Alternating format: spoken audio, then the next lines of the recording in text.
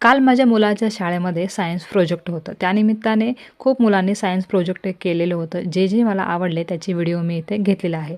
पण काल इथे एक छान गोष्ट घडली, म्हणजे सालू मुरद दिम्मक्का यांचे हे प्रोजेक्ट मी पाहिलं. त्याने खूप साऱ्या प्रकारची झाडे लावली होती. सालू मुरद दिम्मक्का या कर्नाटकातील पर्यावरण कार्यकर्त्या होत्या, ज्यांनी 8,000 पेक्षा जास्त झाडे लावली. त्यांना मुलं नसल्याने त्यांनी झाडे लावूनच त्यांना आपली मुलं मानून ती वाढवली.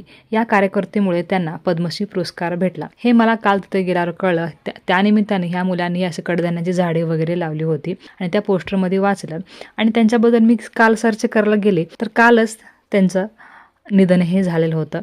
तर अशा या मातेला कोटी कोटी प्रणाम. असं खूप छान प्रोजेक्ट येथे केलेलं होते. प्रोजेक्ट गेलं, बघितलं, पाहिलं, खूप छान वाटलं. छोट्या-छोट्या मुलांनी असं छान-छान सुंदर असं प्रोजेक्ट केलं होतं. मातेला तुमच्याकडून एक कमेंटमध्ये नक्की नमस्कार किंवा कोटी कोटी प्रणाम यायलाच पाहिजे.